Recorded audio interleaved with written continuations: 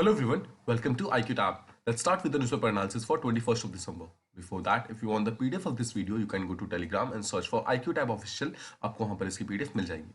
First of all let's understand कि आज हमें कौन कौन से न्यूज को डिस्कस करना है. सबसे पहले will talk about election loss. Recently इसके अंदर कुछ अमेंडमेंट्स किए गए हैं जहां पर जो आधार कार्ड है उसको लिंक करने की बात की जा रही है with voter ID card and electoral rolls. तो हम इसके बारे में प्रॉपर्ली समझेंगे. Second will talk about dextromethorphan जो कि एक टाइप का कफ सिरप है जिसके कारण कुछ बच्चों की डेथ हो गई है. तो इसको हम समझेंगे कि what was the main reason and what can we do about it. Third will talk about India out campaign that is being called out in Maldives. तो उसका बैकग्राउंड क्या है, क्यों ये चीज स्टार्ट हुई थी और क्या इसका रिसेंट प्रोग्रेस है, हम इसके बारे में समझेंगे और क्या इंडिया कर रही है इस पर्टिकुलर कैंपेन को बंद करने के लिए. And finally will talk about panics 21, एक टाइप का ह्यूमैनिटेरियन एड रिलीफ ऑपरेशन है जो कि बिम्स्टेक कंट्री ने साथ में मिलकर स्टार्ट किया है. इसकी डिटेल्स को भी हम प्रॉपर्ली समझेंगे. Now let's move on to the first topic that we have to discuss. It is about election laws का जो अमेंडमेंट आया है इसके बारे में हम बात करते हैं. नाउ ये रिसेंटली लोकसभा के अंदर पास कर दिया गया है जिसके अंदर ये एम है कि वो इलेक्टोरल रोल का जितना भी डेटा है उसको आधार के इकोसिस्टम के साथ लिंक करना चाहता है. नाउ इलेक्टोरल रोल का मतलब होता है एक ऐसा पेपर जिसके अंदर इलेक्शन से रिलेटेड कौन कौन पर्सन वोटिंग लिस्ट में है, कौन कौन पर्सन वोटिंग लिस्ट में नहीं है, ये सारा डेटा प्रेजेंट होता है. उसको आधार कार्ड के साथ लिंक करने की बात की जा रही है. बट अपोजिशन ने बोला है ये फंडामेंटल राइट टू प्राइवेसी यानी कि जो आर्टिकल 21 है हमारा उसको वायलेट कर सकता है, जो कि पुट्टास्वामी केस 2017 के अंदर सुप्रीम कोर्ट ने भी कहा था कि जो राइट टू प्राइवेसी है वो हमारा फंडामेंटल राइट है. तो इस चीज को हम वायलेट नहीं कर सकते, ऐसा ऑपोजिशन बोल रहा है. और ऑपोजिशन का कहना है कि अगर हम आधार कार्ड को इलेक्टोरल रोल के साथ लिंक कर देंगे तो टेक्निकली सारा जो आधार कार्ड का डेटा है वो इलेक्शन कमीशन के पास एंड डिफरेंट जो गवर्नमेंट ऑफिशियल्स है उनके पास पहुंच जाएगा and that can be A problematic. ठीक है, और आगे जाकर वो फंडामेंटल राइट को वायलेट कर सकता है. नाउ इस बिल को रिसेंटली वॉइस वोट से पास किया गया है. वॉइस वोट का मतलब होता है कि किसी पर्टिकुलर बिल को प्रपोज किया जाता है किसी भी हाउस ऑफ द पार्लियामेंट के अंदर और बोला जाता है कि क्या इस बिल को पास करना चाहिए बाय यस या नो. जिसकी भी आवाज ज्यादा होती है यस या फिर नो की, उस तरीके से बिल पास हो जाता है. नाउ एज यू नो कि एक बहुत ही इंपॉर्टेंट बिल है. अगर यहाँ पे राइट टू प्राइवेसी की बात आ रही है इसका मतलब है कि बहुत ही इंपॉर्टेंट बिल है. तो ऐसे जितने भी बिल्स हैं उन पे एटलीस्ट वॉइस वोट से पास नहीं होना चाहिए. They should be proper debate and discussion जो कि पार्लियामेंट का जो पार्लियामेंट के अंदर होना चाहिए. देखिए डेमोक्रेसी का जो सबसे मेन फीचर है that is debate and discussion. किसी भी पर्टिकुलर डेमोक्रेटिक कंट्री के अंदर जो मेन चीज है जो एक्चुअली उसको डेमोक्रेटिक बनाती है वो है कि किसी भी पर्टिकुलर बिल को वहां पर हेस्टीनेस में पास नहीं किया जाता है, मतलब जल्दीबाजी में पास नहीं किया जाता है. हमेशा there is a debate and discussion जो उस पर्टिकुलर बिल के ऊपर होता है और उसके बाद ही एक फाइनल डिसीजन लिया जाता है उसके प्रोज एंड कॉन्स को देखने के बाद कि क्या हम इस पर्टिकुलर बिल को पास करें या फिर ना करें. बट लगातार ऐसा देखा गया है कि जो बिल्स हैं, बहुत सारे बिल्स ऐसे हैं जिसको वॉइस वोट से पास कर दिया गया है without being sent to any parliamentary committees. बहुत सारे ऐसे बिल्स हैं जिनको पार्लियामेंट्री कमिटीज के पास भी नहीं भेजा जाता है. एज वी नो कि पार्लियामेंट्री कमिटीज एक ऐसी बॉडी है जो एक्चुअली पार्लियामेंट के अंदर ही होती हैं और उनका काम ये होता है कि कोई भी पर्टिकुलर बिल जो आती है उसको प्रॉपर्ली रेटिफाई करना है, चेक करना कि क्या ये बिल बिल्कुल सही है, क्या इसके अंदर कोई ऐसा प्रोविजन है इसको हम चेंज कर सकते हैं. तो इन सब चीजों को बिना किए ही अगर कोई बिल पास हो जाए तो इसका मतलब है कि वो डेमोक्रेटिक तरीके से पास नहीं हो रहा है. नाउ इस पर्टिकुलर अमेंडमेंट के अंदर देयर इज आल्सो प्रोविजन जहां पे आधार कार्ड को लिंक करने की बात की जा रही है वोटर आईडी कार्ड के साथ. देखिए यहां पर हम देखा इलेक्टोरल जो रूल है उसके साथ लिंक करने की बात की जा रही है. इसके अलावा वोटर आईडी कार्ड है उसके साथ पे लिंक करने की बात की जा रही है, लेकिन बोला गया है कि एक वॉलंटरी है, ये कंपलसरी नहीं होगा. ठीक है, तो आई होप आपको ये पर्टिकुलर चीज समझ आ गई होगी. नाउ जो रिसेंटली जो हमारे लॉ मिनिस्टर है उनसे जब पूछा गया कि क्या ये पर्टिकुलर बिल हमारे पार्लियामेंट्री कमेटी के पास सेंड किया गया है तो उन्होंने ये बताया कि जो parliamentary standing committee on personnel public grievances and law and justice है उनके पास ये चीज सेंड किया गया था, ये बिल सेंड कर दिया गया था. और उन्होंने ये बोला है कि अगर हम आधार को मतलब इस पर्टिकुलर स्टैंडिंग कमेटी ने ये बोला है कि अगर हम आधार कार्ड को इलेक्टोरल रोल के साथ लिंक कर दे तो जितना भी इलेक्टोरल रोल है वो प्यूरिफाई हो जाएगा. प्यूरिफाई हो जाएगा इसका मतलब है कि जितने भी मिसकंडक्ट्स एंड माल प्रैक्टिसेस जो इलेक्टोरल रोल के अंदर होते हैं जहां पर एक ही पर्टिकुलर पर्सन के नाम पे अलग अलग जगहों पर वोट वगैरह दिए जाते हैं वो सब पूरी तरीके से बंद हो जाएगा. बिकॉज आधार तो एक पर्सन का एक ही हो सकता है तो वो मल्टीपल प्लेसेस पे जाकर एक बार में वोटिंग नहीं कर सकता है. ठीक है, इससे क्या होगा जितने भी इलेक्शन के टाइम में जितने भी माल प्रैक्टिसेस होते हैं जितने प्रॉब्लम्स होती हैं उन सबको पूरी तरीके से रोका जा सकता है. ठीक है, तो इसके अलावा जो पार्लियामेंट्री स्टैंडिंग कमेटी उन्होंने ये भी बोला है कि ये जो लॉ है बहुत ही रेलेवेंट है आज के टाइम में और इसको अमेंड करना चाहिए एट द अर्लीस्ट. मतलब जल्दी से जल्दी इलेक्शन रूल को चेंज करके इस पर्टिकुलर लॉ को मतलब आधार कार्ड के साथ लिंक करना है जो इलेक्टोरल रोल को, इसको जल्दी से जल्दी इंक्लूड करना चाहिए, ऐसा कमेटी ने बोला है. ठीक है, ऐसा हमारे लॉ मिनिस्टर ने बोला. नाउ देखिए ये फर्स्ट टाइम नहीं है जब हमारे आधार कार्ड को वोटर आईडी कार्ड या फिर इलेक्टोरल रोल के साथ लिंक करने की कोशिश की जा रही है. इससे पहले 2015 के अंदर भी वोटर आईडी कार्ड को आधार कार्ड से लिंक करने की कोशिश की जा रही थी, लेकिन उस टाइम सुप्रीम कोर्ट ने इसको मना कर दिया था. बिकॉज सुप्रीम कोर्ट ने कहा था कि आधार जो है वो वॉलंटरी है, वो मैंडेटरी नहीं है. ठीक है, अगर मैंडेटरी नहीं है तो क्या हम पूरी तरीके से इसको लिंक कर सकते हैं? जी नहीं, इसको फिर लिंक नहीं कर सकते. इसलिए सुप्रीम कोर्ट ने उस पर्टिकुलर टाइम में इसको मना कर दिया था. नाउ कुछ क्वेश्चंस आते हैं कि क्या ये मैंडेटरी है कि हमें अपने आधार कार्ड को बैंक अकाउंट पे लिंक करना होगा? जी नहीं। फर्स्ट ऑफ ऑल आपको ध्यान रखना है कि इट इज ऑप्शनल, ये मैंडेटरी नहीं है। हमारे आरबीआई ने भी ये बोला हुआ है कि अगर हमें अपने बैंक अकाउंट के अंदर अपने आधार कार्ड को लिंक करना है या नहीं, ये सिर्फ एक वॉलंटरी है, ये सिर्फ ऑप्शनल है। आप इसका डिसीजन खुद से ले सकते हैं। अब बात यह है कि इसको क्यों लाया गया था। देखिए, मनी लॉन्ड्रिंग के अंदर जो अमेंडमेंट रूल्स आए थे 2019 के अंदर, उसके अंदर कुछ ऐसे प्रोविजंस थे जिसको पूरी तरीके से रोकने के लिए इस पर्टिकुलर एक्ट को लाया गया था, जहां पर बात की गई थी कि अपने बैंक अकाउंट को आप आधार के साथ लिंक कर लो, ताकि कोई भी ऐसा पर्सन जो गलत तरीके से पैसे को ट्रांजेक्शन करना चाहता है, उसके आधार कार्ड में सारी चीजें डिटेल्स सबमिट हो जाएंगी। उसके कारण कभी भी आईबी या फिर कोई भी ऐसी जो कंसर्न एजेंसीज है वो इस चीज को इजीली चेक कर सकती है। इसके अलावा ये भी बोला गया था कि जो आधार एक्ट 2016 था, उसके सेक्शन 7 के अंदर कुछ प्रोविजंस दिए हुए हैं। अगर आप उस पर्टिकुलर प्रोविजंस का फायदा उठाना चाहते हो, इफ यू वांट बेनिफिट या फिर subsidy under those particular provisions, तो आपको आधार कार्ड मैंडेटरी करा मतलब सबमिट कराना जरूरी है। नहीं तो आपको आधार कार्ड बैंक के अंदर सबमिट कराना जरूरी नहीं है। बाकी जितने भी बैंकिंग सर्विसेज हैं उनके लिए आधार सिर्फ एक केवाईसी डॉक्यूमेंट है। केवाईसी का मतलब होता है नो योर कस्टमर डॉक्यूमेंट। मतलब ये सिर्फ एक बैंक के पास एक तरीका है अपने कस्टमर्स को जानने का, दैट्स इट, और कुछ भी नहीं है। आधार को यहाँ पर आधार के अलावा कोई और अगर आपके पास वैलिड डॉक्यूमेंट्स है तो उससे भी आपका केवाईसी पूरा हो सकता है। आधार यहाँ पर मैंडेटरी नहीं है। आई होप आपको ये चीज समझ आ गई होगी। सेकेंड चीज कि जब भी हम किसी मोबाइल का सिम लेने जाते हैं, क्या उस टाइम आधार मैंडेटरी होता है? Again it's a big no. यहां पर भी Aadhaar is not mandatory. Again ये एक केवाईसी डॉक्यूमेंट करने का तरीका है, जहां पर वो किसी भी तरीके से आपका ऑथेंटिकेशन चाहते हैं, मतलब आप प्रॉपर सिटीजन हो या नहीं उसका ऑथेंटिकेशन चाहते हैं। आप चाहो तो इसके अलावा अपने कोई और आईडी कार्ड या फिर किसी भी और तरीके का जो भी आपके पास कार्ड है या फिर कोई भी डॉक्यूमेंट्स है, ऑफिशियल वैलिड डॉक्यूमेंट्स है, उसको आप दे सकते हो और आपको सिम मिल जाएगी। अगेन आपको ध्यान रखना है, ना ही बैंक अकाउंट में, ना ही मोबाइल सिम लेते टाइम, ना ही स्कूल में बच्चों को एडमिशन कराते टाइम, कहीं पर भी आधार इज नॉट मैंडेटरी। ठीक है, अगर आपको एक पर्टिकुलर सर्विस का बेनिफिट चाहिए तो ही आपको आधार यूज करना है, नहीं तो आपको नहीं करना है। Okay, now the bill provides for, ये जो पर्टिकुलर रिसेंटली अमेंडमेंट बिल आया है जो कि रिसेंटली लोकसभा के अंदर पास किया गया है, उसके अंदर बोला गया है कि जो आरपीआई एक्ट 1950 है, रिप्रेजेंटेटिव ऑफ पीपल एक्ट 1950, उसका जो सेक्शन 23 है उसके अंदर कुछ अमेंडमेंट्स किए जाएंगे, जहां पर बोला गया है कि इलेक्टोरल रोल का जितना भी डेटा है उसको आधार के साथ लिंक कर दिया जाएगा, ताकि एक ही पर्टिकुलर पर्सन के नाम पर मल्टीपल एनरोलमेंट्स ना हो सके। देखिए, आपको समझना होगा यहाँ पर, अगर बूथ ए है या फिर बूथ बी है, ठीक है, अगर दोनों ही जगहों पर सेम नाम का पर्सन जो है, अगर दोनों ही जगहों पर जाकर वोटिंग कर रहा है, that is not actually how democracy works, right. Democracy का मतलब है there is a provision of one person one vote. ठीक है, वन पर्सन तो साथ में वन वोट है, मतलब एक पर्सन एक ही बार वोट दे सकता है। तो अगर मल्टीपल एनरोलमेंट्स का मतलब है कि एक पर्टिकुलर पर्सन जो है अपने गलत तरीके से उसने अपने डॉक्यूमेंट्स को फार्ज करवा रखे हैं और वो एक जगह पर ही वोट दे रहा है और सेकंड जगह पर ही वोट दे रहा है, तो that is actually not how democracy works. इस चीज को प्रॉपर यूज करने के लिए, मतलब इंश्योर करने के लिए, एक पर्सन एक ही बार वोट देगा और एक पर्सन का वोट एक ही बार रजिस्टर होगा, उसको अगर हम आधार कार्ड के साथ लिंक कर देंगे तो ये काम हो जाएगा। कैसे? देखिए, आधार कार्ड किसी पर्सन का सेकंड इशू नहीं हो सकता है, आधार कार्ड एक पर्सन का एक ही बार इशू हो सकता है। तो जैसे ही आप अगर एक बार वोट देने जाएंगे और जैसे ही आप वोट देंगे तो आपके आधार कार्ड के साथ, मतलब आपके आधार कार्ड के आगे वो ऑटोमेटिकली डेटाबेस के अंदर टिक हो जाएगा कि आपने वोट दे दिया है। अगर same person second particular electoral centre पे जाता है वोट देने के लिए, और जब जो बाहर अथॉरिटीज बैठे होंगे, जब वो चेक करेंगे उसका आधार नंबर, तो ऑटोमेटिकली वहां पे जब टिक शो करेगा तो उसको अलाउ नहीं किया जाएगा वोट देने के लिए। आई होप आपको ये क्लियर हो गया होगा कि सेम पर्सन को अलग अलग जगहों पर एनरोलमेंट अलाउड नहीं होगा यहाँ पे। इसके अलावा आरबीआई एक्ट 1950 के अंदर ही सेक्शन 14 है, इसको भी चेंज किया गया है, जहां पर देखिए पहले क्या था, पहले एक प्रोविजन हुआ करता था section 14 B clause B of representation of people act 1950 के अंदर, जहां पर बोला गया था जो भी इलेक्टोरल रोल है उसको आप टाइम टू टाइम रिवाइज करना है। वो रिवीजन का जो डेट था दैट वाज 1 जनवरी। ठीक है, और ये 1989 के अंदर इसको फिर से अमेंड किया गया था, लेकिन जो डेट था दैट वाज 1 जनवरी, आपको ये ध्यान रखना है। ठीक है, लेकिन रिसेंटली इसको भी अमेंड किया गया है और बोला गया है कि अब से सेक्शन 14 के अंदर जो रिवीजन किया जाएगा इलेक्टोरल रोल्स का, वो 1 जनवरी के साथ साथ 1 अप्रैल, 1 जुलाई और 1 अक्टूबर, यानी कि हर 3 महीने में, हर चौथे महीने का जो फर्स्ट डे होगा उसको भी ये रिवीजन किया जाएगा। आई होप आपको ये क्लियर है। पहले सिर्फ 1 जनवरी को रिवीजन किया जाता था इलेक्टोरल रूल्स का, अब ये 1 अप्रैल, 1 जुलाई और 1 अक्टूबर को भी किया जाएगा, साथ में 1 जनवरी के। I hope this is clear. ठीक है, अब इसके बाद देखिए, आपको ये समझना है कि क्या आधार एक सिटीजनशिप डॉक्यूमेंट है। तो अगर हम यूआईडीए की समझे, unique identification authority of India, देखिए ये वो बॉडी है जो कि एक्चुअली आधार इशू करती है। ठीक है, तो इसने 2020 के अंदर एक प्रेस रिलीज किया था जिसके अंदर उसने बोला था कि Aadhaar is not a citizenship document. आपको ध्यान रखना है, आधार एक सिटीजनशिप डॉक्यूमेंट नहीं है। ठीक है, अगर किसी भी पर्टिकुलर क्वेश्चन, किसी भी पर्टिकुलर एग्जामिनेशन में आपका क्वेश्चन आता है तो आपको ये जरूर ध्यान रखना है कि आधार एक सिटीजनशिप डॉक्यूमेंट नहीं है।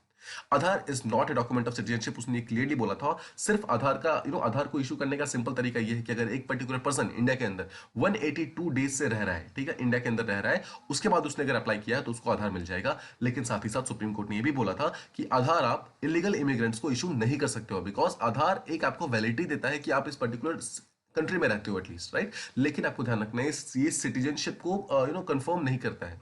साथ ही साथ यूआईडीएआई ने यह भी बोला है कि कैंसिलेशन ऑफ आधार नंबर, अगर किसी पर्टिकुलर पर्सन का आधार नंबर कैंसिल कर दिया जाता है, इसका यह मतलब बिल्कुल भी नहीं है कि उस पर्टिकुलर पर्सन की नेशनैलिटी कैंसिल कर दी गई है या फिर उसकी सिटीजनशिप को कैंसिल कर दिया गया है। ठीक है, आई होप आपको ये पर्टिकुलर टॉपिक प्रॉपर्ली समझ आ गया होगा। Now the second topic that we have to talk about is dextromethorphan. देखिए, ये टाइप का कफ सिरप है, जैसा आप देख सकते हैं। नाउ न्यूज में इसलिए है बिकॉज रिसेंटली 3 बच्चों की डेथ हो गई है दिल्ली के अंदर, जिनको मोहल्ला क्लिनिक के द्वारा ये पर्टिकुलर कफ सिरप दिया गया था। ठीक है, नाउ ये कफ सिरप है, लेकिन जो हमारे जो मिनिस्ट्री ऑफ हेल्थ के अंदर जो directorate general of health services है, उन्होंने ये बोला है कि total 16 cases of this cough syrup के पॉइजनिंग के केसेस आ रहे हैं। मतलब कुछ बच्चे जो इसको पी रहे हैं उनके अंदर पॉइजनिंग के केसेस आ रहे हैं, मतलब उनकी हालत जो तबीयत है बहुत ज्यादा खराब हो जा रही है, जिसके अंदर इन 16 बच्चों में से 3 बच्चों की डेथ हो गई है। This was the news. Now आपको न्यूज में समझना ये है द ड्रग जो है it is strictly not recommended for paediatric age children. इसका मतलब है कि कोई भी ऐसा बच्चा जो पेडियाट्रिक एज में है, पेडियाट्रिक एज का मतलब होता है जो 4 साल से कम के एज में है, उसके लिए ये ड्रग नहीं है। इट इज नॉट रिकमेंडेड, आपको प्लीज ये ध्यान रखना है। ठीक है, डेक्स्ट्रोमेथोर्फन कोई भी बच्चा है अगर उसको नहीं पिलाना है, उससे इस चीज को जरूर दूर रखना है। ठीक है, 4 साल के बाद ही जो हमारी बॉडी है उस पर्टिकुलर ड्रग के अंदर जो भी कॉन्स्टिट्यूएंट्स है उसको प्रॉपर्ली डिसॉल्व कर पा रही है, उसको प्रॉपर्ली यूज कर पा रही है, उससे पहले नहीं कर पा रही है। ठीक है, तो इसके अलावा यही बोला गया है, जो कंपनी है ओमेगा फार्मास्यूटिकल्स, एक्चुअली बेल्जियम की कंपनी है। ठीक है, एक कंपनी जो है ये डेक्स्ट्रोमेथोर्फन को बनाती है, उसको उसने जितना भी ड्रग को मैन्युफैक्चर किया है, इस पर्टिकुलर कफ सिरप को जो मैन्युफैक्चर किया है, उसको विड्रॉ करने की बात की जा रही है in the larger public interest. Let's see ये कब तक होता है या फिर होता भी है या नहीं, लेकिन फिलहाल आपको बस ये ध्यान रखना है कि ये पेडियाट्रिक चिल्ड्रन जितने भी है, 4 साल से कम के बच्चे हैं, उनके लिए ये पर्टिकुलर कफ सिरप जो है बिल्कुल भी यूजफुल नहीं है, उसको नहीं पिलाना है।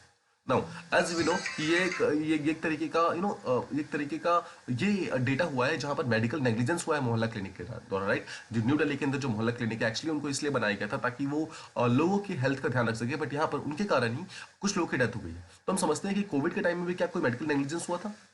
Let's understand. देखिए, मार्च 2020 का टाइम था जिस टाइम फर्स्ट वेव ऑफ कोविड-19 आना स्टार्ट हुआ था। उस टाइम बेड्स और मेडिसिन वगैरह की जो क्राइसिस थी हॉस्पिटल्स के अंदर, वो बहुत ज़्यादा इंक्रीज हो गई थी।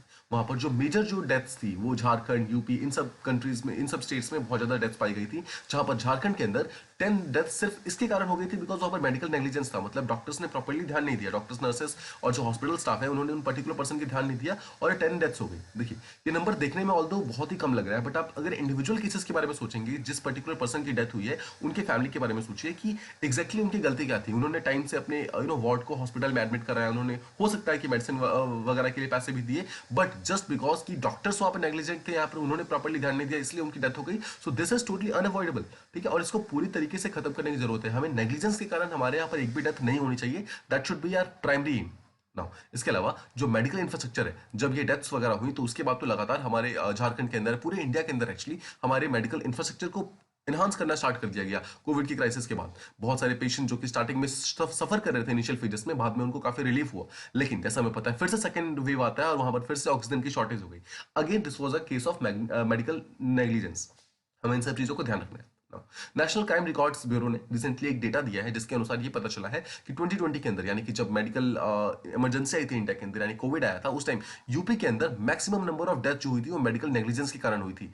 ठीक है, अगर हम सिर्फ यूपी के बारे में बात करें, देखिए आप देख सकते हैं यहाँ पर 29 पीपल यहाँ पर यूपी के अंदर सिर्फ इसके कारण मारे गए बिकॉज वो वहां पर वो जो हॉस्पिटल में जो डॉक्टर्स और नर्सेस थे, या वो पूरी तरीके से अलर्ट नहीं थे, या फिर वो किसी तरीके से नेग्लिजेंट थे। इसके अलावा सेकंड नंबर पे राजस्थान में देख सकते हैं 23 लोगों की डेथ हो गई, तेलंगाना में 16, एमपी में 11।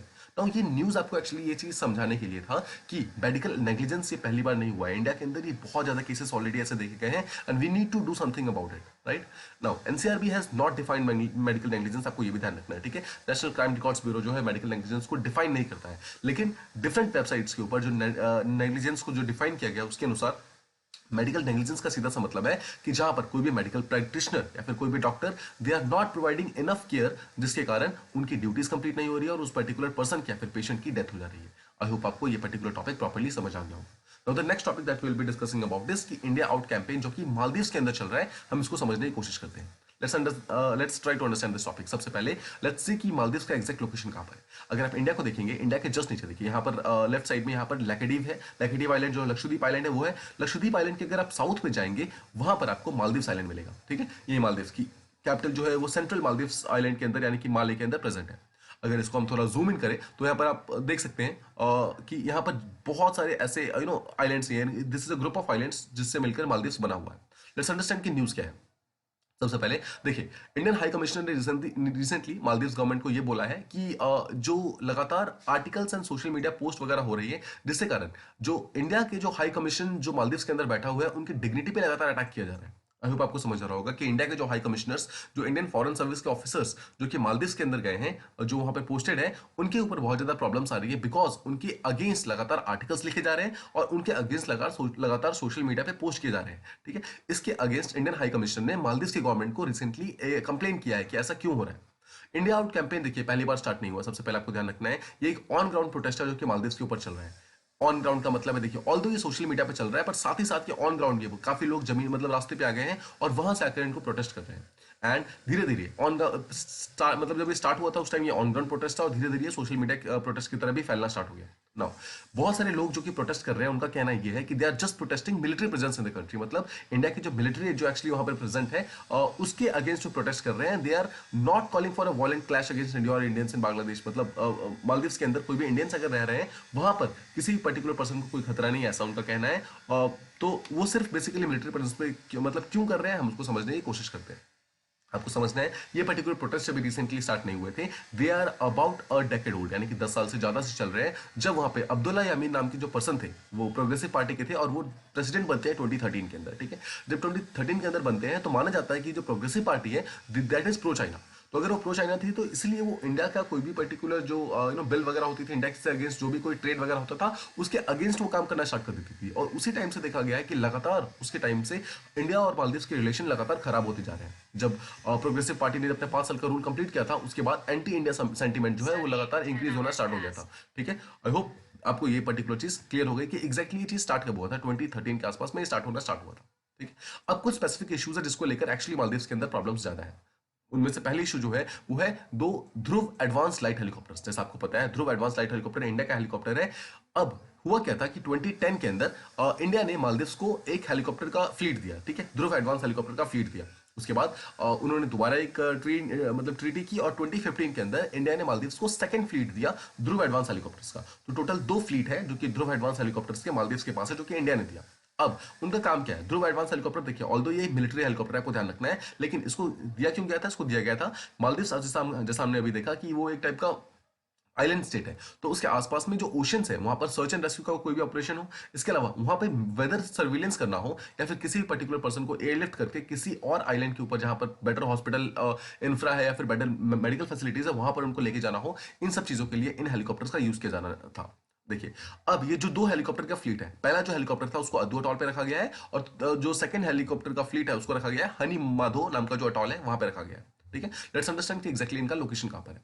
अगर आप देखेंगे दिस इज मालदीव्स जूम्ड इन। ठीक है, ये यहाँ पे लक्षद्वीप है ऊपर और इसके जस्ट नीचे मालदीव्स है। अगर आप बिल्कुल साउथ में देखेंगे यहाँ पर अद्दू अटॉल है। ठीक है, ये अद्दू अटॉल हो गया। इसके अलावा हुवाधू अटॉल है इसके ऊपर, और यहाँ पर कुछ जो इंपॉर्टेंट अटॉल्स है जिसको आप देख सकते हैं यहाँ पर, उनमें से है माले, यानी कि यहाँ पर माले अटॉल है जो कि एक्चुअली इनका कैपिटल है। ठीक है, तो आई होप आपको इसका लोकेशन एक्जैक्टली समझ आ गया। देखिए 3 पार्ट्स में एक्चुअली मालदीव्स डिवाइडेड है, नॉर्थ साउथ एंड सेंट्रल।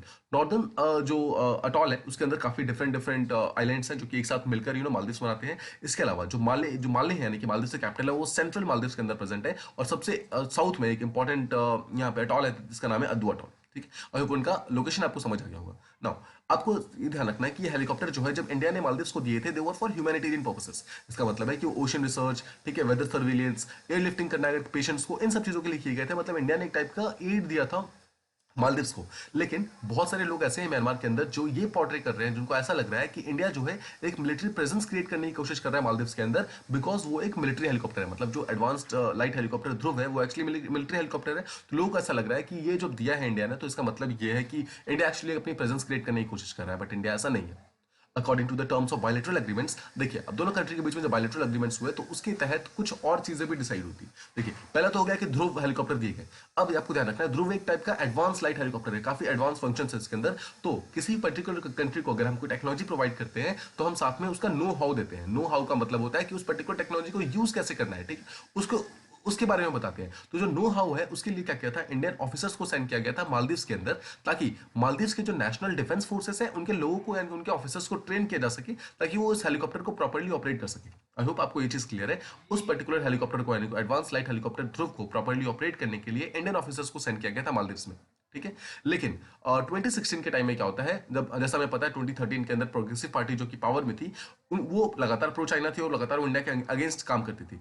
3 साल के बाद 2016 के अंदर जो इंडिया के अगेंस्ट जितने भी प्रॉब्लम्स थी वो सारी की सारी पीक पे पहुंच जाती है। और उस टाइम की जो मालदीव्स गवर्नमेंट थी उन्होंने ये बोला कि इंडिया को बोला कि आप अपना हेलीकॉप्टर वापस ले लो और साथ ही साथ जितने भी आपके लोग हैं उनको भी जल्दी से जल्दी वापस बुला लो, मतलब इंडियंस को मालदीव से वापस बुला लो। नो, एक्सपर्ट्स का कहना ये है कि जो one of the main reasons है जिसके कारण इंडिया आउट कैंपेन चल रहा है और इंडिया और मालदीव्स के बीच में प्रॉब्लम स्टार्ट हुई है वो ये है कि इंडिया ने इन एडवांस लाइट हेलीकॉप्टर्स को पहली बात तो लेने से मना कर दिया और सेकंड इंडिया ने बोला कि हम अपना जो ट्रुप्स है उसको जल्दी नहीं वापस बुलाएंगे बिकॉज ऑब्वियस सी बात है आपने अगर कोई ट्रीटी किया है, एक ट्रेड किया है यहाँ पर, अगर इंडिया ने उसको बेचा है एडवांस लाइट हेलीकॉप्टर को तो ऐसा थोड़ी ना कि जब तक उनका मालदीव्स का मन करेगा तब तक वो उसको यूज करेंगे और उसके बाद वो वापस कर देंगे। So this is not how it works, right. India ने अगर उसको सेंड किया इसका मतलब है कि अब वो उनका हो गया है। और सेकंड जो बात रही इंडियन नेशनल्स की जो कि एक्चुअली मालदीव्स के अंदर प्रेजेंट है तो they are not there for their own benefit. India के जो लोग हैं वहां पर अपनी बेनिफिट के लिए नहीं गए हैं, एक्चुअली दे हैव गॉन कि मालदीव्स के लोगों को एक्चुअली ये मतलब जो ऑफिसर्स हैं उनको पता चल सके कि कैसे इस पर्टिकुलर हेलीकॉप्टर को यूज करना है, right. So that is for their मतलब उन्हीं के बेनिफिट के लिए। बट एक्सपर्ट्स ये भी साथ में अग्री करते हैं कि एक और जो बड़ी प्रॉब्लम हुई है वो ये हुई है कि इंडिया और मालदीव्स जो भी कोई ट्रेड करती है वो बहुत ही कोई भी ट्रेड या फिर कोई ट्रीटी वगैरह जो करती है वो बहुत ही कॉन्फिडेंशियल तरीके से करती है, मतलब उससे कोई भी प्रोविजन को बाहर नहीं आने देती है। तो अगर जो मालदीव्स है, मालदीव्स का जो पार्लियामेंट है वो लगातार इस बात को मतलब आवाज उठाता रहता है कि आप जो भी ट्रीटी करते हो मतलब इंडिया के साथ वो पार्लियामेंट में डिस्कस क्यों नहीं करते हो, ठीक है। देखिए माना जाता है कि जो मालदीव्स की जो गवर्नमेंट थी, पिछली गवर्नमेंट जो थी वो प्रो चाइना थी, ठीक है, तो वो नहीं चाहती थी कि इंडिया के साथ कोई भी पर्टिकुलर ट्रेड या फिर ट्रीटी किया जाए। तो ये प्रॉब्लम था कि पार्लियामेंट के अंदर लगातार डिमांड उठती थी कि हमारे साथ भी शेयर करो कि एक्जैक्टली क्या ट्रीटी हुई है। लेकिन जो उस टाइम के जो प्रेसिडेंट थे आप यहाँ के मालदीव्स के, उन्होंने ये चीज करने से मना कर दी थी, मतलब वो जाके पार्लियामेंट में शेयर ही नहीं करते थे, वो इन सब चीजों को कॉन्फिडेंशियल रहते थे और वो बोलते थे कि ये सिक्योरिटी इशू से है इसलिए हम इस चीज को बाहर नहीं निकाल सकते, मतलब इन सब चीजों को जितने भी डेटा है इन सबको हम रिलीज नहीं कर सकते हैं, ये सब मालदीव्स के लोगों का कहना था, ठीक है। नाउ अब जो ये चीजें, ये जो प्रॉब्लम्स थी, जब मालदीव्स गवर्नमेंट ने बोलना स्टार्ट कर दिया कि ये सारी की सारी चीजें कॉन्फिडेंशियल है और हम चीजों को रिलीज नहीं कर सकते, तो ये प्रॉब्लम जो थी दे स्टार्टेड पर्कुलेटिंग डाउन, मतलब ये जो कॉमन मालदीव्स के जो नेशनल्स थे, जो लोग थे, उनके वहां तक ये चीजें पहुंचनी स्टार्ट हो गई या उनको ऐसा लगा कि शायद हो सकता है कि हमसे कुछ छुपाया जा रहा है। और इसी पर्टिकुलर चीज के कारण क्रिटिसिज्म स्टार्ट हो गई इंडिया के अगेंस्ट, बहुत सारे रिटॉरिक्स वगैरह, अनवेरिफाइड एलिगेशंस, मतलब कोई ऐसा जिसका कोई बेस नहीं था, ऐसे एलिगेशंस, बेसलेस एलिगेशंस, ये सब स्टार्ट हो गए सोशल मीडिया प्लेटफॉर्म्स पे इंडिया के अगेंस्ट। और यहीं पर एक इंडिया आउट कैंपेन जो था वो इंडिया के अगेंस्ट स्टार्ट होता है। तो आपको ध्यान रखना है कि ये ऑर्डिनरी सिटीजन है, ठीक है। एंड जब वो इंडिया आउट कैंपेन करते हैं तो this is a concern for India, क्यों? Because India is trying to improve its relationship with Maldives, ठीक है। और जितने भी बाकी कंट्रीज हैं जो कि इस एरिया में है उन सबके साथ अपने रिलेशन को इंप्रूव करना चाहता है इंडिया में। अगर मालदीव्स के लोग ही अगर इंडिया के अगेंस्ट हो जाएंगे तो that would not be good for India, right. तो इंडिया को लगातार यहाँ पे परसेप्शन मैनेजमेंट पे काम करना है मालदीव्स के अंदर, ताकि वहां के जो लोग हैं उनके गुडविल को जीत सके। मतलब सिर्फ वहां पे ट्रेड करना ही इंडिया का मकसद नहीं है, वहां पे जो लोग हैं उनके दिल में एक अच्छी छाप छोड़ना है, एक अच्छा इमेज छोड़ना, that is also aim of India. I hope आपको ये टॉपिक आप अच्छे से समझ आ गया होगा, उसका बैकग्राउंड एंड जो अपडेट है हमने सब कुछ प्रॉपर्ली डिस्कस कर लिया। तो the next topic that we have to discuss about is Panex 21। Let's understand कि एग्जैक्टली पैनेक्स 21 है क्या।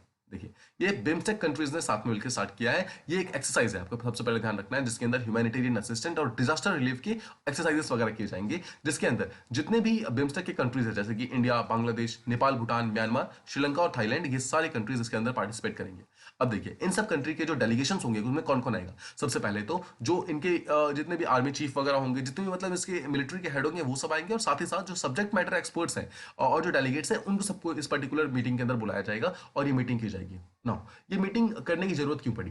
देखिए जैसे आपको पता है कोविड-19 जब आता है तो उससे हमें बहुत सारे न्यू लेसंस देखने को मिले, जैसे कि जो भी डिजास्टर मैनेजमेंट था, जो डिजास्टर मिटिगेशन था, जो मैनेजमेंट था डिजास्टर का, उसके अंदर बहुत सारी चीजें चेंज हो गई। देखिए जैसे मान लीजिए कोई फ्लड आता है, ठीक है। अब फ्लड अगर आता है तो पहले जिस तरीके से हम फ्लड को रोकते थे, अब कोविड के बाद उस पर्टिकुलर फ्लड को रोकने का तरीका चेंज हो गया है, बिकॉज बहुत सारे ऐसे लोग हैं जो कि कोविड अफेक्टेड है, उनको किस तरह निकालना है, उनको निकालने के लिए एक अलग प्रोविजन होना चाहिए। अगर किसी और टाइप का कोई भी इशू हो रहा है, मतलब बेसिकली ऐसा है कि हमें हर चीज को ध्यान में रख के करना है कि ऐसा ना हो कि हम एक पर्टिकुलर चीज से बचने जा रहे हैं और सेकंड चीज में हम फंस जाए, राइट। तो बेसिकली बात हुई है कोविड-19 के बाद में हमें एक चीज जो समझ आई है, ये है कि हमें हर टाइप की सिचुएशन के लिए रेडी रहना पड़ेगा, हर टाइप की सिचुएशन के लिए, right. We should be ready for any type of medical emergencies. तो वहां पर जो ड्रिल्स एंड प्रोसीजर जो थे, इन सब जो भी किसी भी प्रकार का ड्रिल प्रोसीजर जो है इन पर्टिकुलर चीजों में यूज किया जाएगा डिजास्टर को मिटिगेट करते टाइम में या फिर उनको मैनेज करते टाइम में, उन सब के अंदर काफी चेंजेस आए हैं, ठीक है। इन्हीं सब चेंजेस को ध्यान में रखते हुए बोला गया है कि हम एक न्यू टाइप का ह्यूमैनिटेरियन और डिजास्टर रिलीफ एक्सरसाइज हम स्टार्ट कर रहे हैं, जिसका नाम रखा है पैनेक्स 21, और ये बिम्स्टेक कंट्रीज ने स्टार्ट किया है। आई होप आपको क्लियर है। अगर आपसे कोई भी पूछता है कि पैनेक्स 21 किससे रिलेटेड है, तो it is related to BIMSTEC. अगर हम बिम्स्टेक की बात करें, ये एक रीजनल ऑर्गेनाइजेशन है जो कि टोटल 7 कंट्री के साथ मिलकर बना हुआ है। इंडिया, नेपाल, श्रीलंका, भूटान और बांग्लादेश साउथ एशिया के अंदर प्रेजेंट है, और थाईलैंड और म्यांमार ये दो ऐसे हैं जो कि साउथ एशिया के अंदर प्रेजेंट है। अगर आप यहाँ पे देखेंगे, देखिए इंडिया, नेपाल, भूटान, बांग्लादेश और म्यांमार, ठीक है, और श्रीलंका, ये सब साउथ एशिया के अंदर है, और म्यांमार और थाईलैंड की दो ऐसी कंट्रीज है जो कि साउथ ईस्ट एशिया के अंदर प्रेजेंट है। अगर आप इसको ध्यान से देखेंगे तो ये सारी की सारी ऐसी कंट्रीज है जो इंडिया के ईस्टर्न साइड में प्रेजेंट है। आई होप आपको क्लियर है। तो बिम्स्टेक अगर आपको ध्यान रखना है, ये इंडिया की लुक ईस्ट पॉलिसी है, इस लुक ईस्ट पॉलिसी भी डायरेक्टली रेजोनेट करता है इंडिया, मतलब जो ये बिम्स्टेक पॉलिसी जो डायरेक्टली रेजोनेट करता है इंडिया के लुक ईस्ट पॉलिसी के साथ। बिम्स्टेक का फुल फॉर्म अगर हम देखें तो it is Bay of Bengal initiative for multi sectoral technical and economic cooperation, जो कि 1997 में स्टार्ट किया गया था बाई बैंकॉक डिक्लेरेशन। आपको ये भी ध्यान रखना है, ठीक है। बैंकॉक जो है वो थाईलैंड का एक पार्ट है, जहां पर इस पर्टिकुलर डिक्लेरेशन को साइन किया गया था। अगर हम इंपॉर्टेंस की बात करें तो ये आपको ध्यान रखना है, पूरे वर्ल्ड का 22% पॉपुलेशन जो है वो इन इसी बिम्स्टेक के टोटल 7 कंट्रीज के अंदर रहता है, और इसका combined GDP is more than $2.7 trillion, ठीक है। So it is one of the biggest regional blocks जो कि एक्चुअली जीडीपी के टर्म्स में है।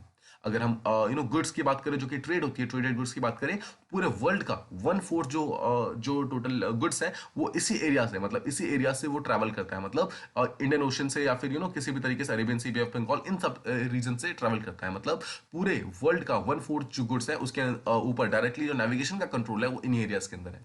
टोटल 6 ऐसे फोकस एरियाज है जिसके ऊपर ये लोग साथ में मिलकर काम करना चाहते हैं, बिम्स्टेक कंट्रीज, जो कि है trade, technology, energy, transport, tourism and finally fisheries. ये सब वो 6 सेक्टर है जिसके ऊपर साथ में मिलकर काम करना चाहते हैं। पहले समिट जो हुई थी, जैसा हमें पता है कि बैंकॉक के अंदर जो साइन हुआ था, उसी टाइम में थाईलैंड के अंदर ये पहले समिट की गई थी, एंड श्रीलंका जो इसका करंट चेयरमैन है। आई होप आपको ये सारी चीजें प्रॉपर्ली समझ आ गई होंगी। देखिए अब ये जो ग्रुप था बिम्स्टेक काफी सालों से डोमिनेट रह रहा था, लेकिन इसको कुछ सालों पहले ही रिवाइव किया गया था, जब जो सार्क है, देखिए सार्क एक दूसरा एक ग्रुपिंग है, रीजनल कॉपरेशन है, रीजनल ग्रुपिंग है, जिसका फुल फॉर्म है South Asian Association for Regional corporation.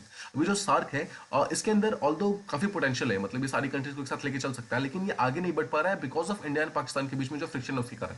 India and Pakistan दोनों ही सार्क के मेंबर्स है, उसके कारण जब भी इंडिया कोई पर्टिकुलर चीज लेके जाना चाहता है तो पाकिस्तान फिर से वापस आता है, एंड फिर इंडिया को अपने टेररिज्म के ऊपर वापस आना पड़ता है। सो इंडिया एंड पाकिस्तान के बीच में जितना फ्रिक्शन है उसके कारण सार्क जो है आगे नहीं बढ़ पा रहा है। तो इस रीजनल ब्लॉक से दूर जाकर इस एरिया के अंदर डेवलपमेंट करने के लिए यहाँ पर बिम्स्टेक नाम की एक न्यू रीजनल ऑर्गेनाइजेशन को बनाया गया था, ठीक है, इसलिए इसको स्टार्ट किया गया था। नाउ ये एक इंट्रा रीजनल कॉपरेशन जैसा हमने देखा, यहाँ पर साउथ एशिया और साउथ ईस्ट एशिया दोनों ही रीजन के जो मेंबर्स है दोनों ही प्रेजेंट है, और बिम्स्टेक जो है it has also formed a platform with SAARC and ASEAN country के साथ इसने भी अपना एक प्लेटफॉर्म क्रिएट किया है। इसका मतलब है कि देखिए एक तो बिम्स्टेक है, दूसरा सार्क है और तीसरा आसियान है, ठीक है। ये तीनों अलग अलग रीजनल ग्रुपिंग से, ऑल्दो तीनों का आपस में कोई लिंक नहीं है, लेकिन बिम्स्टेक जब यहाँ पर बनाया गया था तो बिम्स्टेक ने डिसाइड किया कि वो एक रीजनल ग्रुपिंग बनाएगा जो कि सार्क के साथ होगा, यानी कि इसके साथ भी एक मीटिंग करेगा और एक मीटिंग करेगा जो कि आसियान के साथ होगा। मतलब ये टाइप का ट्राइलेटरल मीटिंग टाइप की हो जाएगी, जहां पर जितने भी आसपास के रीजन है पूरे के पूरे एक सिंगल रीजन के अंदर हम जाकर किसी भी पर्टिकुलर इशू को डिस्कस कर सकते हैं। इसका सेक्रेटेरिएट जो है आपको ध्यान रखना है ढाका बांग्लादेश में हुआ था। तो आपको ये एक चीज जो ध्यान रखनी है वो ये है कि इसका जो फर्स्ट मीटिंग जो हुआ था दैट वाज इन इसका फर्स्ट मीटिंग हुआ था थाईलैंड के अंदर, एंड इसका जो सेक्रेटेरिएट है दैट इज इन बांग्लादेश यानी कि ढाका के अंदर है। आई होप आपको ये सारे टॉपिक्स प्रॉपर्ली समझ आ गए होंगे। आज के टॉपिक्स अगर आपको प्रॉपर्ली समझ आ गए हैं तो आप उसको रिवीजन के फॉर्मेट में अपने आप को रिवाइज कर सकते हैं, चेक कर सकते हैं। आपको इसके आंसर ट्रू या फॉल्स के फॉर्म में देने हैं। इसके आंसर हम कल की वीडियो क्लास में डिस्कस करेंगे। द फर्स्ट क्वेश्चन इज कि Aadhaar is not a proof of citizenship, is it true और false? Second is now 1st of July will also be used as a date for revision of electoral rules. Third is dextromethorphan is a cough syrup for use in children. Fourth is कि Addu atoll is in the northernmost part of the Maldives. And final question is कि Panex 21 is a military exercise started by BIMSTEC countries. These are the 5 questions जिसके answer आपको true या false के form में देने हैं, और जो कल के क्वेश्चन थे उसे हम रिवाइज कर लेते हैं। First question was that the route bridges have been included as part of smart city projects in India. जी नहीं, ये गलत स्टेटमेंट है। कल हमने इसके बारे में डिस्कस किया था कि ऑल द यस के रूट ब्रिजेस को मतलब डिसाइड किया जा रहा है कि हो सकता है कि आगे जाकर मॉडर्न आर्किटेक्चर के अंदर इंक्लूड किया जाएगा, बट अभी तक ऐसा कोई भी अनाउंसमेंट नहीं किया गया है। सेकंड इज कि Mannar island is the last stretch of land from Indian side. जी नहीं, ये भी गलत स्टेटमेंट है। मन्नार जो है वो श्रीलंकन साइड से लास्ट है, ठीक है। इंडिया की तरफ से जो लास्ट है उसका नाम क्या है? धनुषकोडी। थर्ड इज कि Tajikistan is a landlocked country among the central Asian countries. जी हाँ, ये बिल्कुल सही स्टेटमेंट है। ताजिकिस्तान एक लैंडलॉक्ड कंट्री है। फोर्थ इज कि India and central Asian trade has reached around $20 billion as of 2020। जी नहीं, ये गलत स्टेटमेंट है। इट इज अराउंड $2 बिलियन से भी काफी कम है। $20 बिलियन तक अभी तक ये नहीं पहुंच पाया है। Next is Arabian desert is located to the north of Kalahari desert. Yes, this is very true. जैसा हमें पता है अरेबियन डेजर्ट जो है ऊपर मिडिल ईस्ट के अंदर प्रेजेंट है और कालाहारी डेजर्ट जो है वो अफ्रीका के नीचे वाले पार्ट में प्रेजेंट है। तो ऑब्वियसली ये जो अरेबियन डेजर्ट है वो काफी नॉर्थ में हो। नेक्स्ट क्वेश्चन इज कि bar headed goose is the only bird which can travel at the height of mount Everest. जी नहीं, ये गलत स्टेटमेंट है। जैसा हमने कल देखा था एक वल्चर भी था जो कि इससे भी ज्यादा ऊपर उठ सकता था, ठीक है, माउंट एवरेस्ट की हाइट से ज्यादा ऊपर उठ सकता था। तो yes, it is among the birds which can travel at the height of mount Everest, but it is not the only bird. आपको ध्यान रखना है। And final question was that the Panna tiger reserve is the northern most tiger reserve in MP. Yes, this is very true statement. कल हमने इसके बारे में देखा था। जो पन्ना टाइगर रिजर्व है बिल्कुल एमपी के नॉर्दर्न मोस्ट पार्ट के अंदर प्रेजेंट है। आई होप आपको ये सारे टॉपिक्स प्रॉपर्ली समझ आ गए होंगे। If you like the video please do like share and subscribe and thank you so much for listening.